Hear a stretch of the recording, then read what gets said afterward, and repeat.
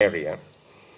We will be turning in revenues to the investors in that business in excess of 2 trillion Uganda shillings. Minister for Science, Technology and Innovations, Dr. Monica Msenero, strongly agreed. As we move away from these fossil fuel motorbikes and we adopt the e-bikes, the saving, it is 65% cheaper. So that money is going to be saved. So bodabodas are going to go home with more money. Earlier, one presenter after another pitched before the head of state what they deemed as economically friendly and rewarding for Uganda. And I want to thank Your Excellency.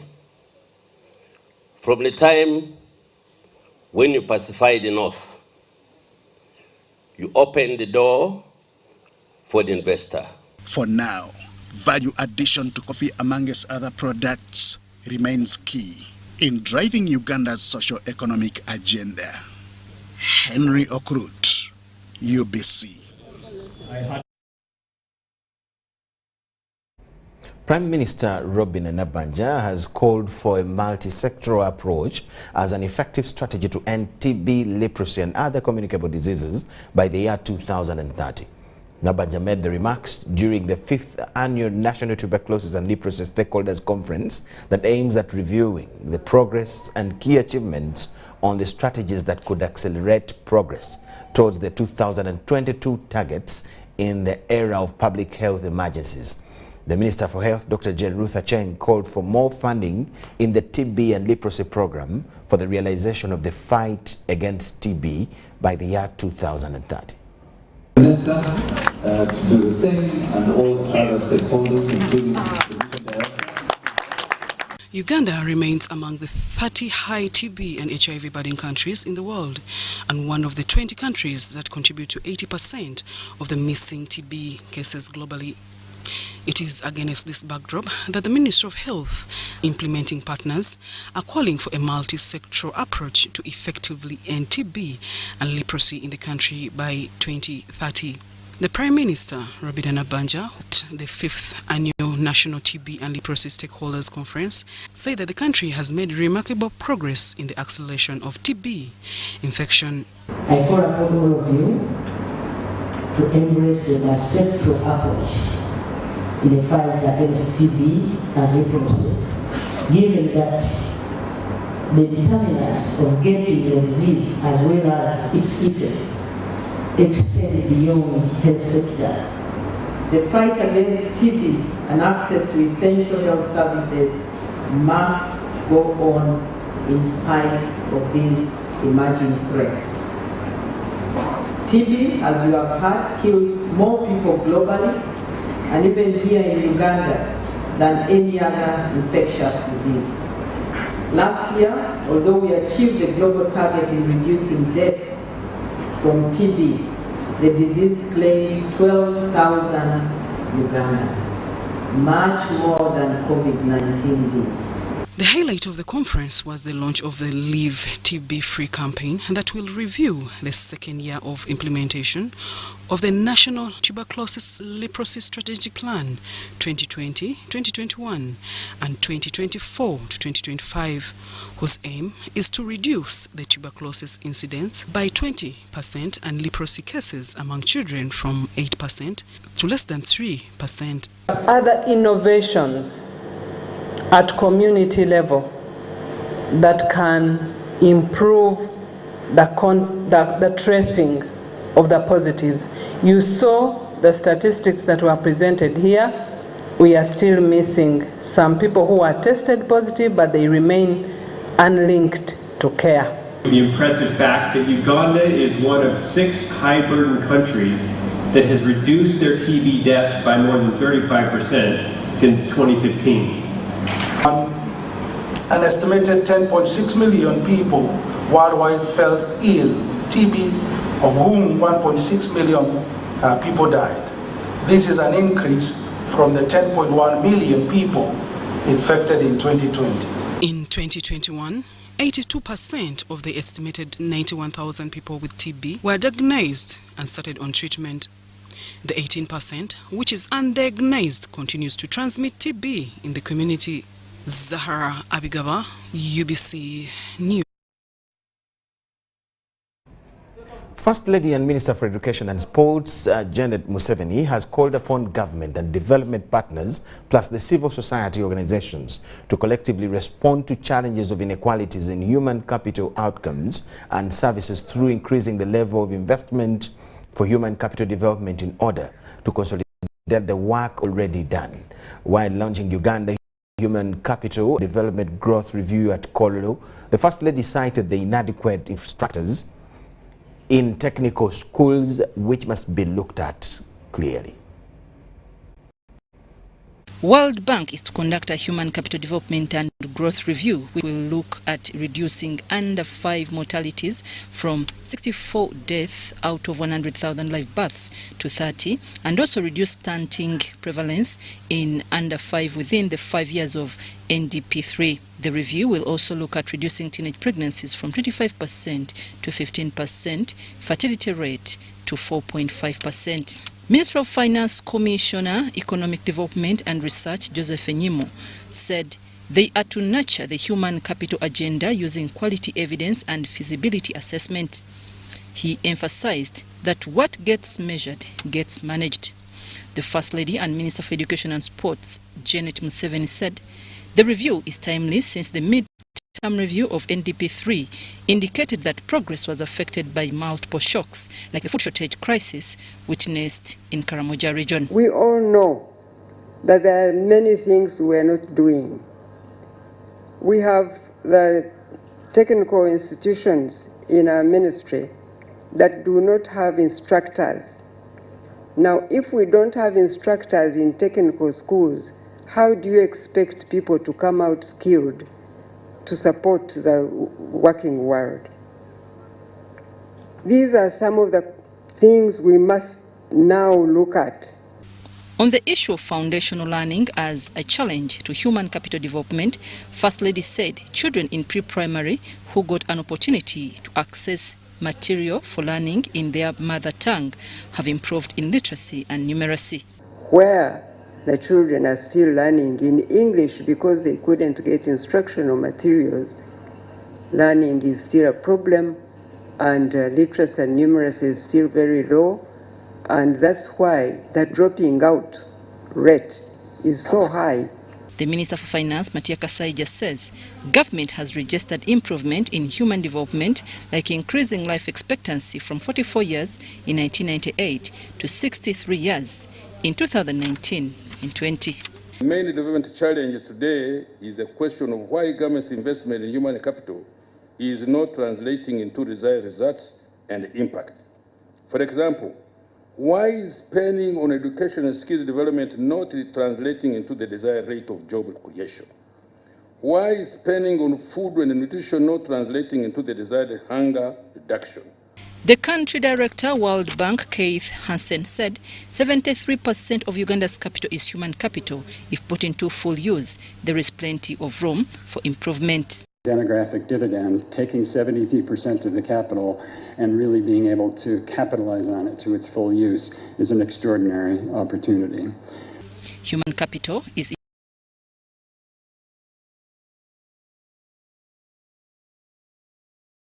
Moriko Kaduku expressed the need to invest in foundational learning, while those from Ministry of Labour want the undernutrition stunted children addressed. Yes, research has not been done, but we've seen that children who have attained foundational learning process, they have attributed to improve social skilling.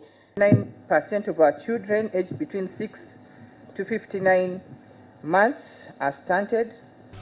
The review is to inform key policies of human capital development in both NDP3 and NDP4. I'm Navka Farida and Dan Lugemwa in Kampala. Parliament has adopted the report which pins Minister of State for Housing, Persis Namuganza, for faulting parliamentary rules of procedure. Minister Namuganza has an option to either formally apologize or allow a censure process to take place against her. Parliament was chaired by Deputy Speaker Thomas Tayebwa, as our team there reports.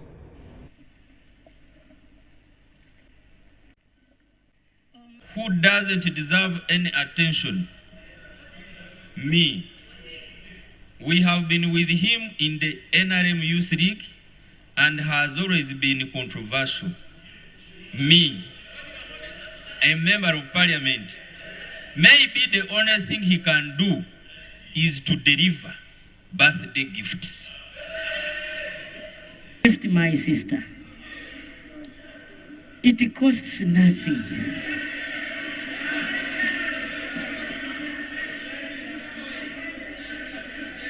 It costs nothing. We don't need to drag this house in this. Can you please stand up and apologize? Right, Honorable. And honorable members, if I hurt you in any way, I regret.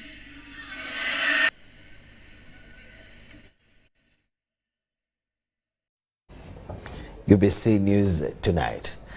Parliament has approved a 452 million budget for the commemoration of the Anti-Corruption Day, slated for Friday the 9th of December amidst controversy. Deputy Speaker of Parliament Thomas Tayewa told the House that government had already incurred debts from service providers that needed to be cleared. Money has already been spent in some activities, because the activities are not only for that day. In the statement presented to the House by the Minister of State for Ethics and Integrity, Rose Lile Akilo, a total of 1.9 billion was required to cover the entire activities and the anti-corruption campaign that started a month ago. The Minister informed the House that part of the funds in question were to be drawn from different sources, including development partners, with a portion of only 452 million to be facilitated by government. You need to come here and make statements and ask for money to go and celebrate. Let's use that money you're going to take to make functions, to go and look for these culprits. We can't keep celebrating, putting up tents when things are going wrong in the country. Whereas the 452 million, according to her statement, was budgeted for the main celebrations of the Anti-Corruption Day due for Friday 9th, members negated the expenditure, saying it does not benefit the host community. But we know that each year we are losing 11 trillion shillings. And so what the minister reported was 4% of what is stolen. In a heated debate, members proposed that the funds be channeled to developmental activities in commemoration of the Anti-Corruption Day, rather than put it into what they called wasteful expenditure in a single day. I think government does not have deliberate effort of curbing corruption, right, Honorable Speaker. By staying in Uganda, the community will not be disadvantaged or undermined, but instead, schools, health centers are selected to benefit from this money. The Deputy Speaker of Parliament, Thomas Tayewa, however, guided that failure to approve the money would put government on tenterhooks, since it has already incurred debts awaiting clearance. The function is for 9th. They've already paid service providers. It's like you're saying you're going to wait on Saturday, and then by now you have not yet booked tents. It should be noted that at least 252 billion has been recovered from corruption, according to the Auditor General's report of 2020-2021. Members, however, have sought to know government's plan on how the funds in question will be used and the names of the corrupt individuals and agencies where the funds were recovered from. Of individuals who have been investigated as reported by the minister and the respective amounts of monies recovered from them. The Anti-Corruption Day will be celebrated on Friday, 5th, 9th December 2022 in Uganda district. Susan Naung and Gloria Guitabinji reporting for ABC TV. The Judiciary, Legislature and Executive have promised to work together in devising means on how best justice can be delivered to Ugandans. This was revealed after an in-camera engagement between the Chief Justice Alfonso Winyidolo, Prime Minister Robin Anabanja and the Attorney General Chidiowa Chiwanuka.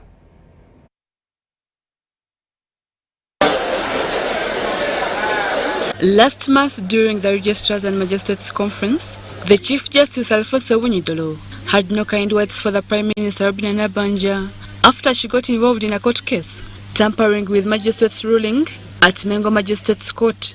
Dolo also expressed the need to meet with the Attorney General to ensure that the independence of the judiciary isn't tampered with. It's against this backdrop that the Chief Justice, Prime Minister, the Attorney General and the Minister for Constitutional Affairs held an in-camera engagement at the Judiciary headquarters in Kampala to address this matter. After the meeting, in a presser with the journalists, the three arms of government vowed to work together towards serving the interests of Ugandans.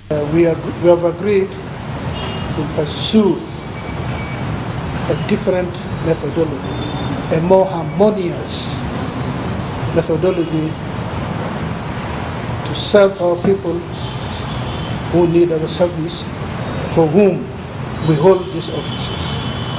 We have always been close and we shall remain close. And I want to promise you that we are going to work together for the betterment of our country. We need to put in clear perspective is both the judiciary and the executive are working together for the purpose of a better country and for the purpose of the common man.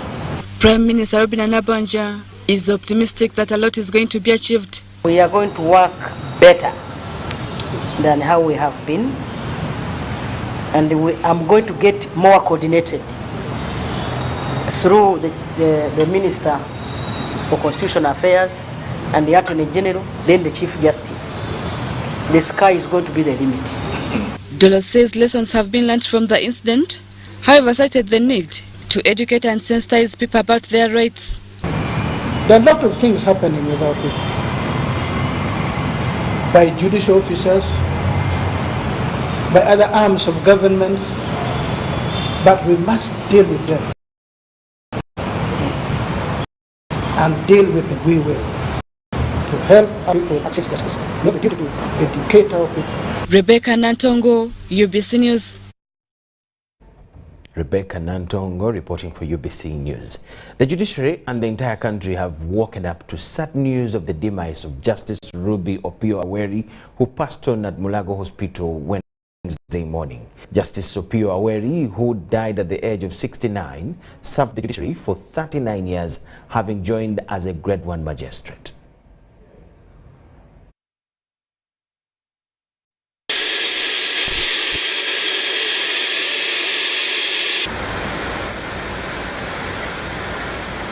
He was a member of parliament for Bugisu South at that time, and also minister in the Obote II regime.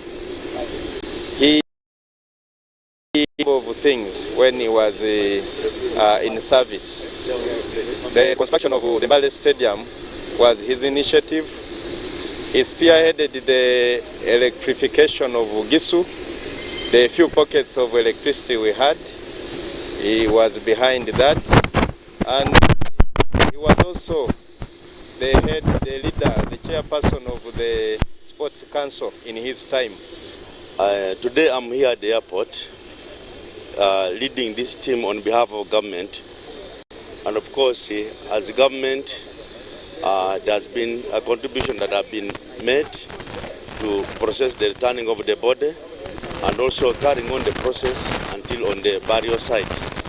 So these are the ceremonial functions we are coming to do here.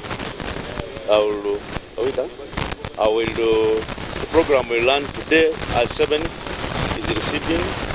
Tomorrow, because he was living in Kororo, we're going to do service from Kokoto, St. Andrew's Church, and then from there the body will proceed to Mbale, where the OBs, the OGs of Namali and friends of Mbale as Elgon region will be viewing from Mbale Stadium. And then finally it will be taken to his ancestral home in Sibanga, Govero, that's Manafa district, and burial will be done on Saturday.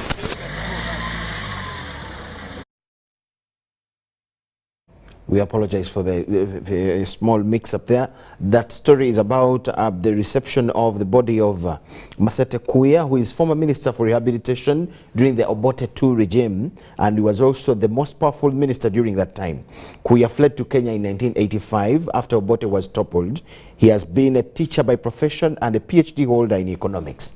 He died at the age of 76 after succumbing to cancer at Kenyatta National Hospital. The body was received by the Honorable Mudimi Nyasio and MPs from Bugisu at Entebbe International Airport. He did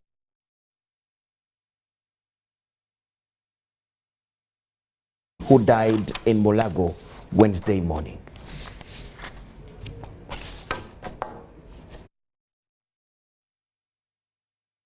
And the country of Justice of Supreme Court, Lubi Opio-Aweri. Justice Lubi Opio-Aweri passed on 7th December 2022 at Mulago Hospital, where he was receiving treatment of yet to be disclosed the ailment. Chief Justice Alfonso Winyidolo said the judiciary has lost a pillar. We lost one of my most senior justices of the courts of judicature after battling with ailment that developed into a stroke. Our hearts are with his family, and we beseech the Lord God to call him to his permanent presence. Bernard Malingu Owundo, President Uganda Law Society, commended the works done by the late Justice Lubi Opio-Aweri in fighting for the rule of law in the country. Offer our sympathies to the Chief Justice and the entire judiciary, and we will remember him as a committed judge. Most of the members remember him for being very committed to serving. They also remember that he was fair-minded, and in the words of one of the lawyers, he worked his hours. So we, as Uganda Law Society, we mourn his passing. We also extend our sympathies to the family, and we pray that the Lord shall stand with them. We pray that the Lord shall give them peace that will comfort them in their trying moment. Justice Lubi Opio-Aweri, who died at the age of 69, was born in Dokolo District in 1952. He was the son of the late Samuel Opio-Aweri.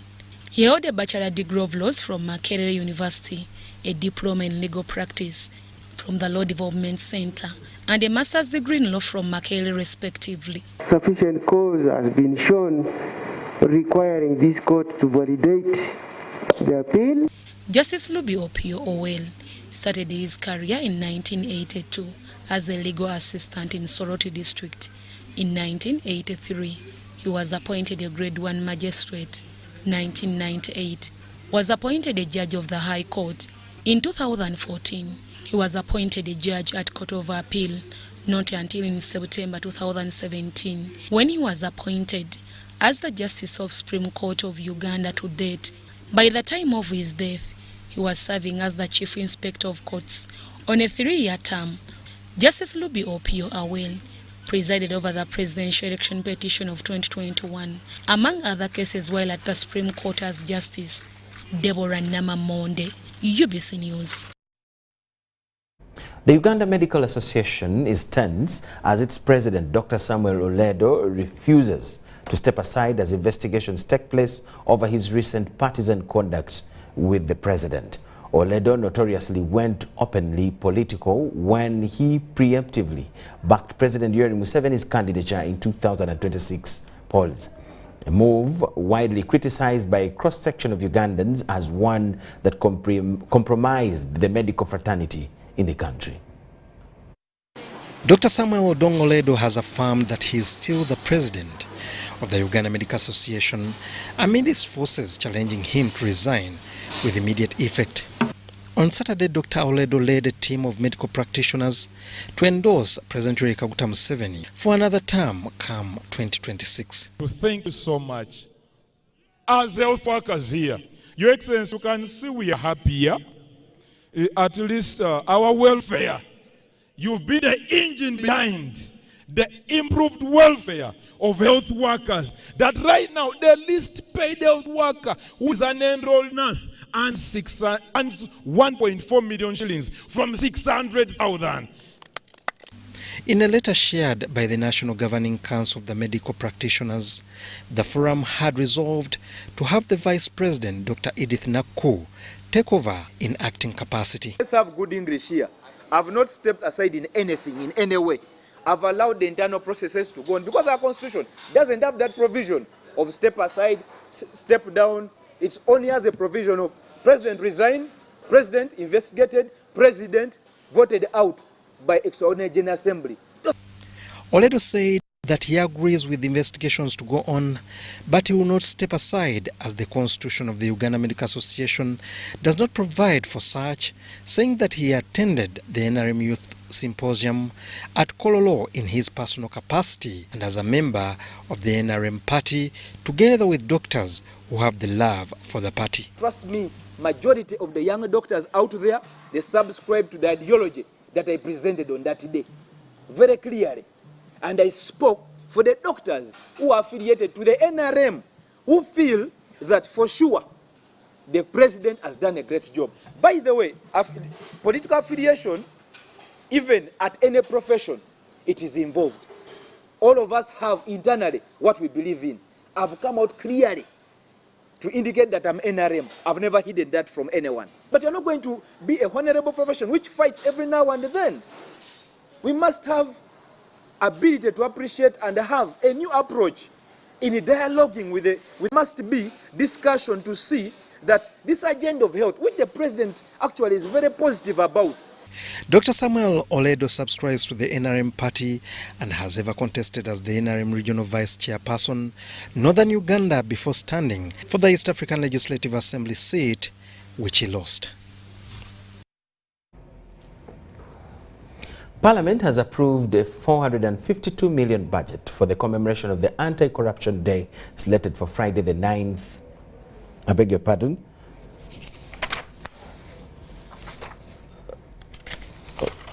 Let's take a very short break. It's UBC News Tonight.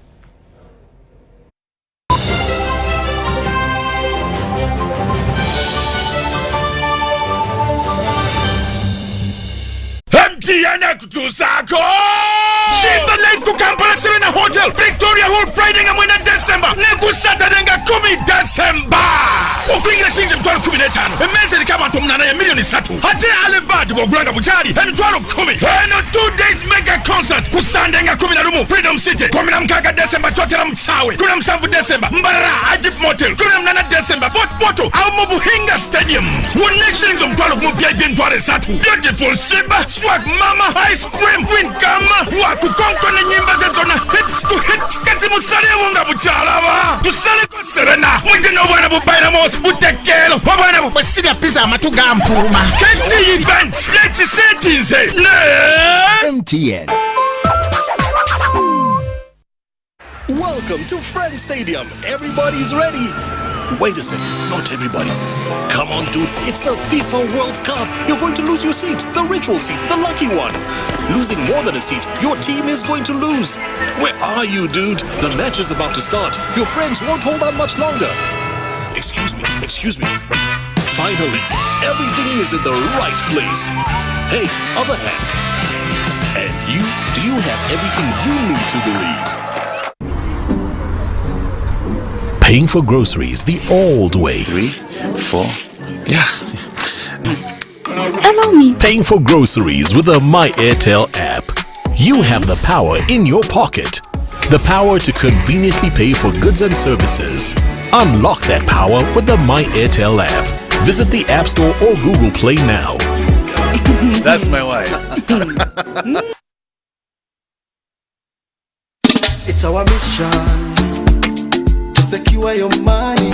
Protecting your money is as important as earning it. It is for this reason that the Deposit Protection Fund of Uganda, DPF, was established by the government of Uganda to provide deposit protection to customers of regulated financial institutions. In the unlikely event that your commercial bank, credit institution or microfinance deposit-taking institution fails, the DPF will pay you up to 10 million Uganda shillings. Keep your personal information such as national identification number, mobile phone or an alternative bank account updated with your banker. Terms and conditions apply. For more information, contact DPF at Aha Towers, Plot 7 Lodell Road, Kampala. Call 0312 206 400 or visit our website at www.dpf.or.ug. We are the DPF. We protect your money. Protection Fund of Uganda. At At Timex Nutrition Center, we advise you on the right foods to eat, exercise profile to adopt, and lifestyle strategies which are compatible to your blood group and genotype. This empowers your body to prevent and treat many diseases like diabetes, blood pressure, arthritis, ulcers, obesity, and many others. For more information, find us at our head office in Kampala on Nassa Road, Conrad Plaza, 2nd floor, or call 0758 819 952 or 0778 288 361. We also have other branches in Mbara and Jinja.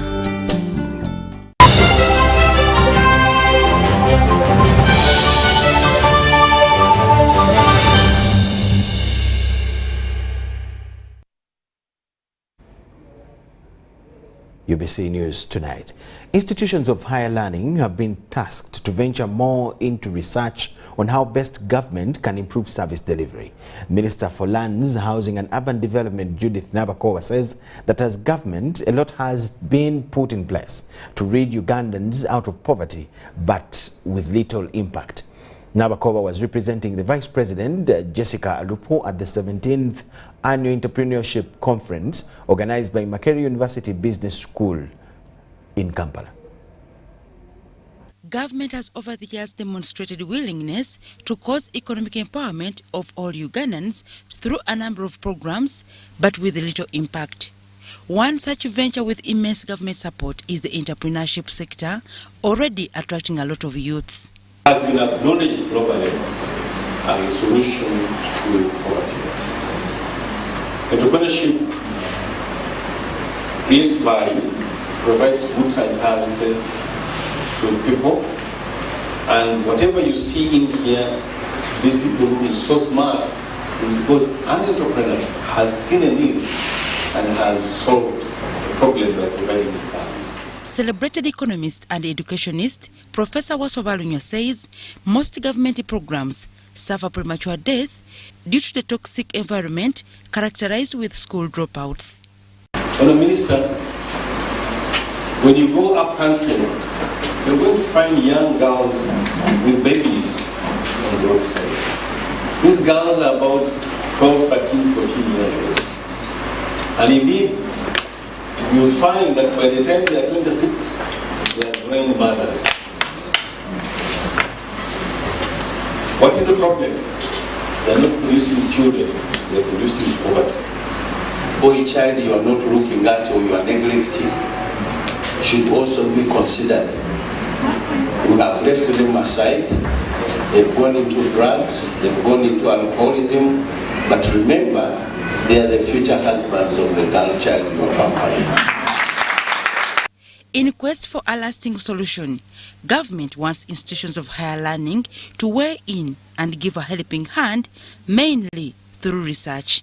We urge you as young people, academians, to support government by doing research, to see how these programs are doing and to see how they can be improved. Minister Nabakova was officiating the opening of the 17th Annual Entrepreneurship Conference organized by Makerere University Business School, MOBS. While here, stakeholders proposed the need for government to further ensure a conducive environment for entrepreneurs. Sometimes it's very unfortunate that people get money or loans without acquiring any kind of knowledge or experience in whatever that they are doing. But I would love to appreciate the principal of Makerere University Business School, Professor Balunywa, for having come up with this initiative of training these people who need the knowledge and skills. This year's Entrepreneurship Conference is running under the theme, Entrepreneurship and Poverty after Coronavirus Pandemic. Dorcas Kimono, UBC News. State Minister for Land, Dr. Sam Mayanja, has warned of the looming crisis if the question of land is not addressed immediately, yet there is enough legal provisions to resolve it amicably. This was during his address before officers in different ministerial zonal offices across the country during their two-day conference at the Imperial Royal Hotel in Kampala, focused on solving the question of blueprints and land titles.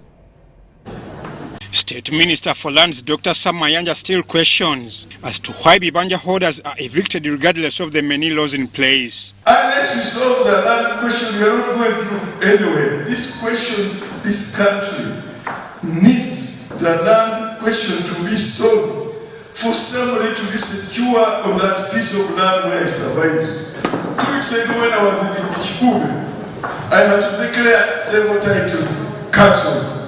Now you are talking of this particular thing, but this is not a question of the day. The question of the day is not group pages. The question of the day, why do you go here in Lake Victoria and create a title in Lake Victoria and compensate? Why is this conspiracy of silence about the issues of the day? Is everybody a coward? I have not heard justice here. I want to hear controversial judgments coming out.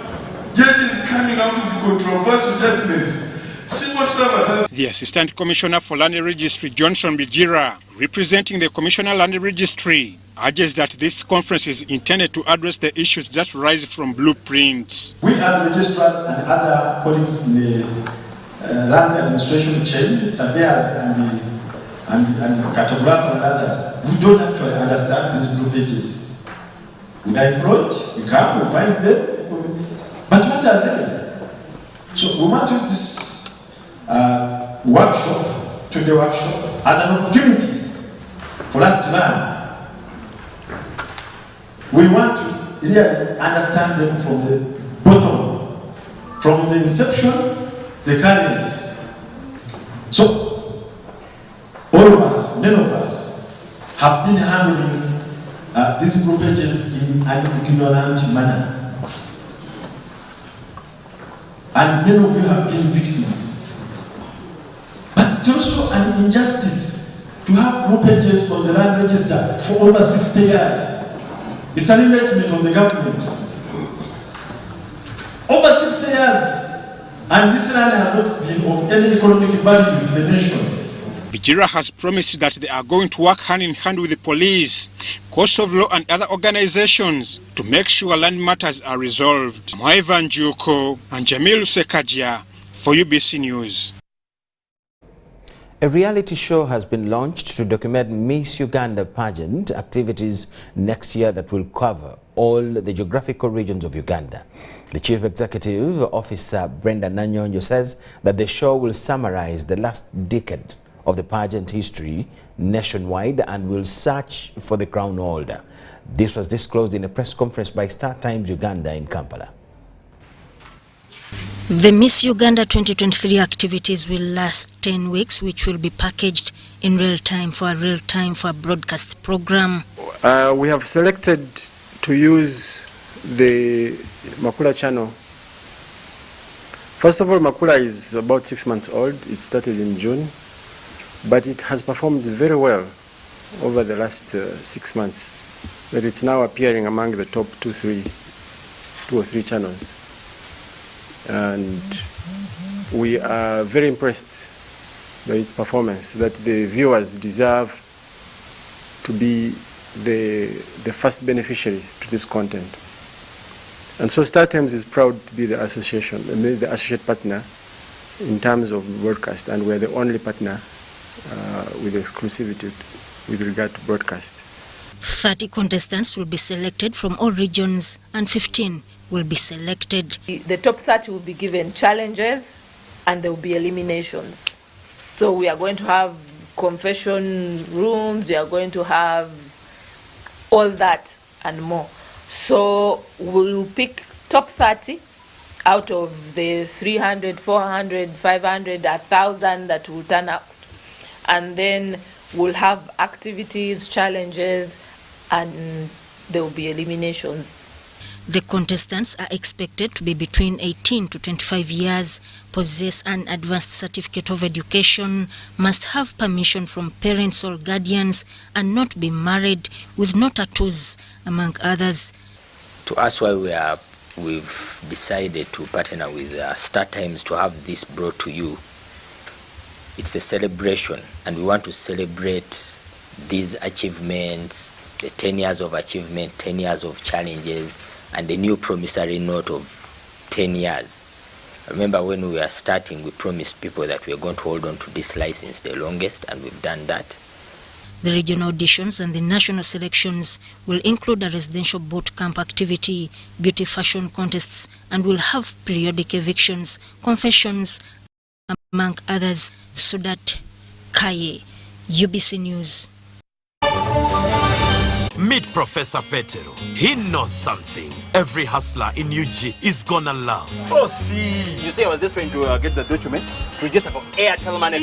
You don't need the documents. You just say for register. Yes. Become a safer and more efficient cash-free business today. Easy. Not mixing your business money with your Kameza money. No, that's efficient. Airtel Money. Instant, secure, borderless. At Timex Nutrition Center, we advise you on the right foods to eat, exercise profile to adopt, and lifestyle strategies which are compatible to your blood group and genotype. This empowers your body to prevent and treat many diseases like diabetes, blood pressure, arthritis, ulcers, obesity, and many others. For more information, find us at our head office in Kampala on Nassa Road, Conrad Plaza, 2nd floor, or call 0758 819 952 or 0778 288 361. We also have other branches in Mbara and Jinja. MTN kutusako Shimba live ku Kampala Serena Hotel Victoria Hall Friday nga mwena December Neku Saturday nga 10 December Ukwingira shinji mtwalo 15 Emeze ni kama ntomuna ya milioni 3 Hati alebadi wagulanga bujari Mtwalo 10 Eno 2 days mega concert Ku Sunday nga 11 Freedom City 16 December Chotela Mchawe 17 December Mbarara Ajip Motel 18 December Fort Porto au Mubuhinga Stadium One shillings mtwalo kumu VIP mtwale 3 Beautiful Shimba Swag Mama Ice Cream Queen Kama Waku konko ni nyimba zezona hit to hit Kati musale wunga buchalaba Tusale ko Serena Mwigena wana bubaira mos butekeo Wana bubasiria pizza matuga mpuma Kati events Lady settings MTN.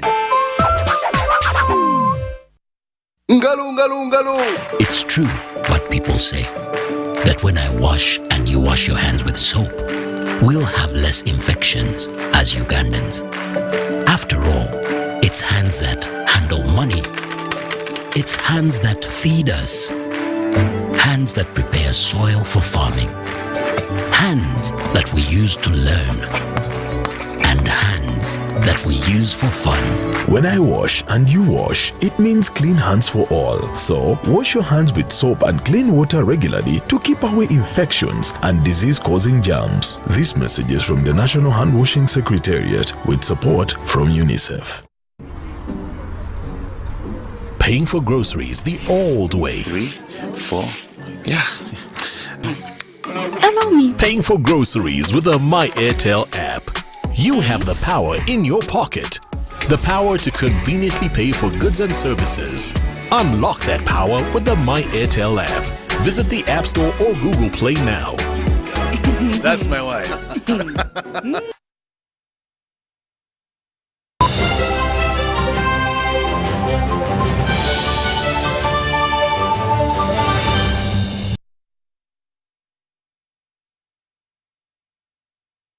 And in business news tonight, ABI Finance Limited has unveiled the Green Finance Fund and Green Taxonomy worth 124 billion Uganda shillings to promote the sustainable growth and resilience of the agriculture sector in Uganda. The taxonomy and fund was launched by the Deputy Governor, Bank of Uganda, Dr. Michael Atingiego, alongside His Excellency, the Danish Ambassador to Uganda, Sein Wending, the CEO ABI Finance, Mona Muguma Sewuliba, and Felix Okoboy, the board chairman, who was represented by Charity Akudu, the director ABI Finance at Kampala Serena. And is a blend of 3 green finance instruments, including green lines of credit worth 120 billion Uganda shillings, capacity building worth 4 billion Uganda shillings, and green agribusiness guarantees. The fund is designed and can be accessed by financial institutions in Uganda. A green taxonomy is a list or manual that highlights investment options that are environmentally sustainable, that is, green, and by extension, those that aren't. ABI Finance partnered with the Global Green Growth Institute to develop the Green Agribusiness Taxonomy. ABI's Ms. Mona Muguma said the two initiatives were launched to promote climate change adaptation, mitigation, and biodiversity conservation in Uganda.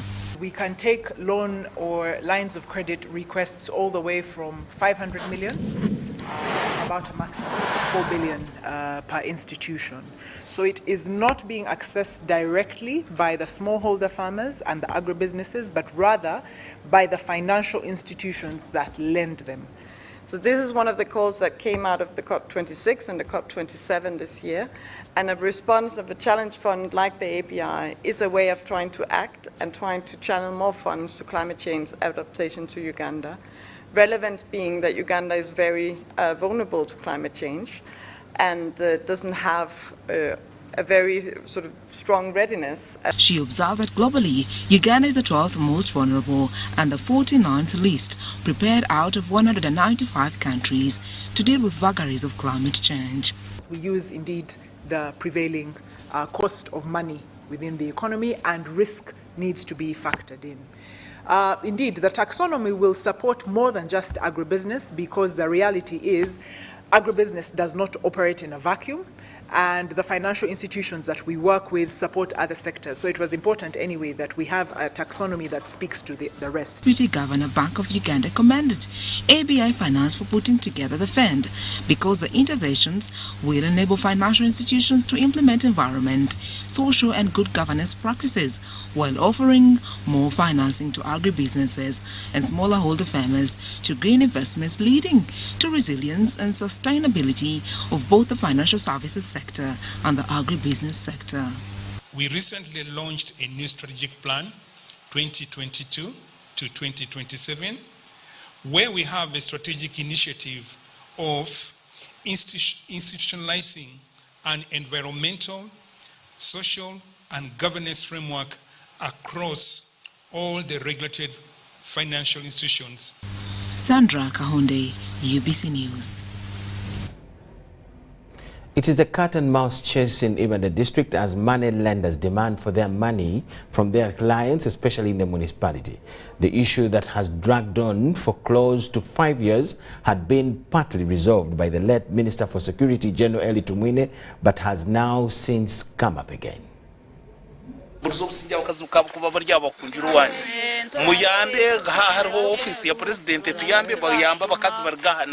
Money lenders are reportedly destabilizing families as they chase after alleged defaulters in Uganda district. Defaulters are reportedly sleeping outside their homes over fear of being arrested by money lenders.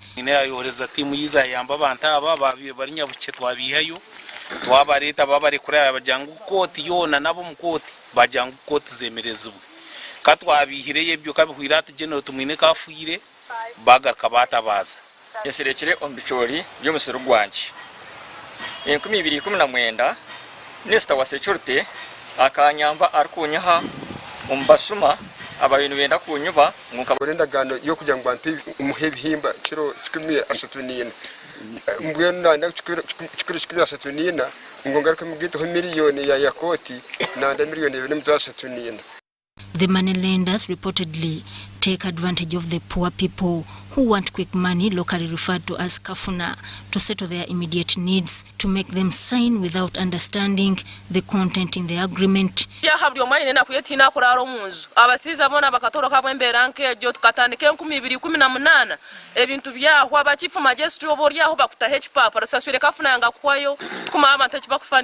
chairperson, Chikuchu Ward, Uganda Municipality, Saturday, Sekasensio says the people in his ward, more especially women, are being harassed by alleged money lenders who want to grab their land and property and currently finding it hard to feed them.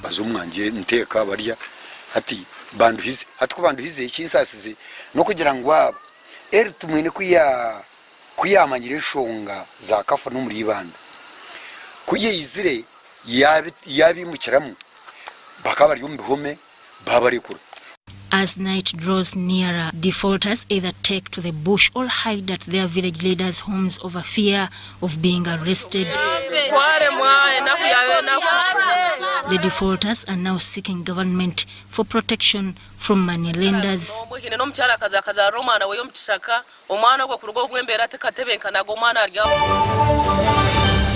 Get connected today with the My Airtel 4G smartphone, the most affordable smartphone in Uganda. You get to enjoy free 1 GB for 1 whole year. My Airtel 4G smartphone, your best value for money. Visit the nearest Airtel outlet today and get one at only 250,000 Uganda shillings. Airtel, the smartphone network. Oh, Susan, I want to propose to Rose. Yes, and this time I am serious. Have you guys had sex? Duh, of course. And have you had sex without using condoms? Hey, Nga, you're curious. I'm more concerned. Are you having sex with other people? Hey, hello, is this an interview or what? No, just things you should think about. Do you know Rose's HIV status? Okay, this is serious. Should I be worried? It is actually serious. Do you know your HIV status? I think I am safe. Many times we get into situations that put us at risk of HIV. However, the first step to ending HIV is getting tested and knowing your results. It's Time Up HIV. Call 0800-211-046 or text 8080 toll-free for more information about how to prevent HIV. This message is brought to you by Ministry of Health with support from USAID.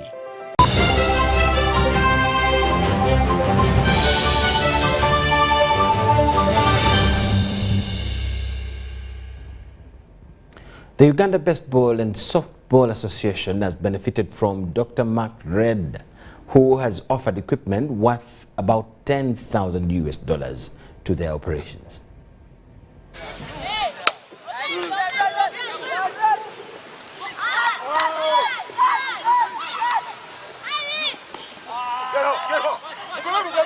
Many Uganda sports federations and associations suffer identical problems, especially lack of funds and equipment. The latter, for Uganda Baseball and Softball Association, will in the short run belong to the past, following an offer from American philanthropist Dr. Mark Reid.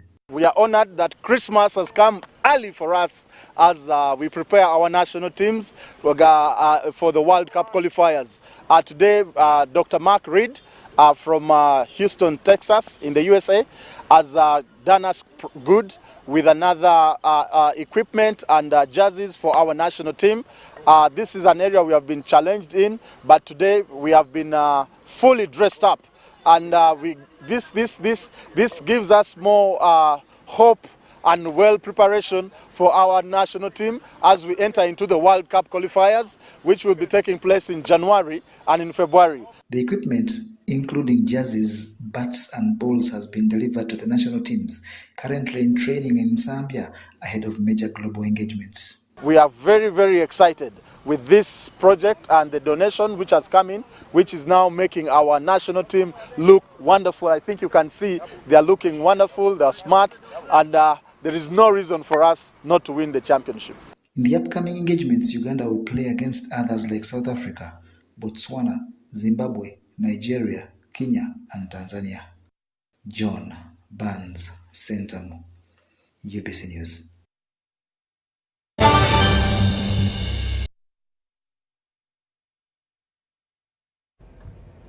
John Barnes Sentamu bring us to the end of news tonight with that sports story. We thank you so much for watching. My name is Michael Jordan Lukomwa with Muhammad Mugalu and the whole team. We wish you the best of the night, because at 10 p.m. you'll have Behind the Headlines and Not Us Anymore tonight. Let's catch you tomorrow. Bye-bye for now.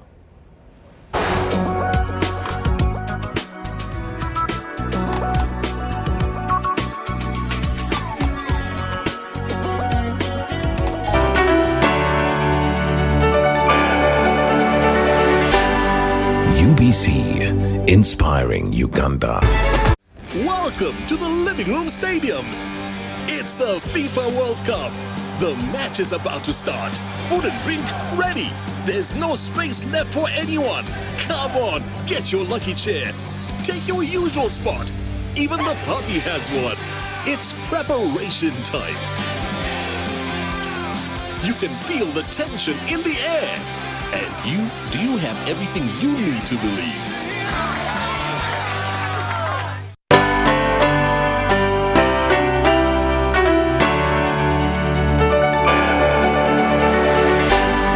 UBC, inspiring Uganda.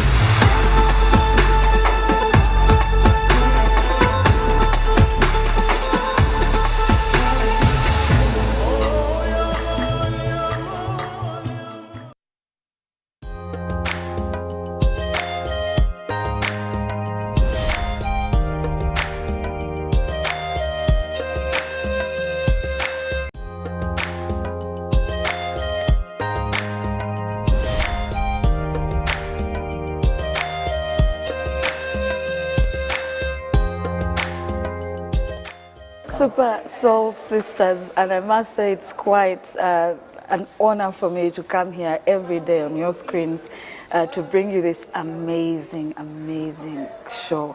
And with me is Emily Namayanja Shukra. Shukra for reasons we shall know later, okay? And she's our Super Soul Sister today. She's a businesswoman. Now, some of you must have seen her because she walks around with her car accessories to sell to you. Now, quite often, this morning, my producer said, is it only men that are supposed to hawk? That got me thinking. I was like, yeah, that's a very good question. So, Emily, how are you?